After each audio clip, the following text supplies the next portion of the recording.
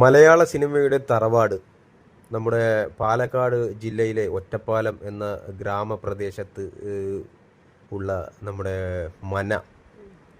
ഈ മനയിൽ, ഈ തറവാട്ടിൽ ഒരുപാട്, ഏകദേശം 300ഓളം സിനിമകൾ ഇവിടെ ചിത്രീകരിച്ചിട്ടുണ്ട്. നമ്മുടെ പ്രിയപ്പെട്ട നടൻ മോഹൻലാലിൻ്റെ ആറാം തമ്പുരാനും ദേവാസുരവും ഒക്കെ ഇവിടെയാണ് ചിത്രീകരിച്ചിട്ടുള്ളത്.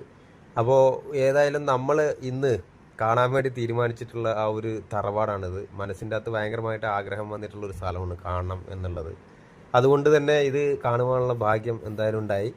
ഏതായാലും ഇതിൻ്റെ അകത്ത് മുഴുവൻ കയറി ആ റൂമുകളും അവിടെയുള്ള പരിസര പ്രദേശങ്ങളും അവിടെ ഒരു എന്താ പറയുക, അവിടുത്തെ അടുക്കളയും ഒക്കെ കാണാൻ സാധിച്ചു.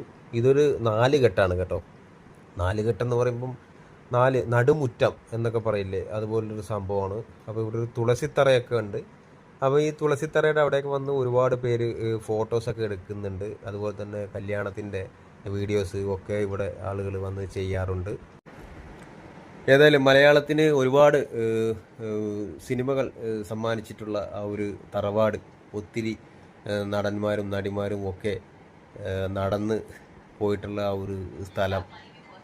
ഏതായാലും ഇവിടെ ഇതാണ് നടുമുറ്റം കേട്ടോ. അപ്പോൾ ഈ നടുമുറ്റത്ത് ഈ മഴ പെയ്ത് കഴിഞ്ഞാൽ ഈ 4 സൈഡിൽ നിന്നും വെള്ളം ഇങ്ങനെ വന്ന് വീഴും.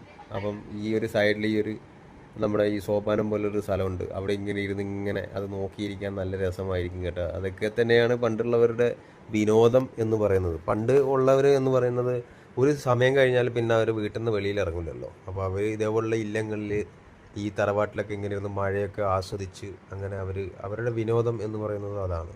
ഇന്നത്തെ പോലെ വല്ല വീഗാലാൻഡോ അല്ലെങ്കിൽ മറ്റുള്ള സ്ഥലങ്ങളോ ഒന്നും കാണാൻ പോകാൻ പറ്റാത്ത ഒരു സ്ഥിതിവിശേഷമായിരുന്നു.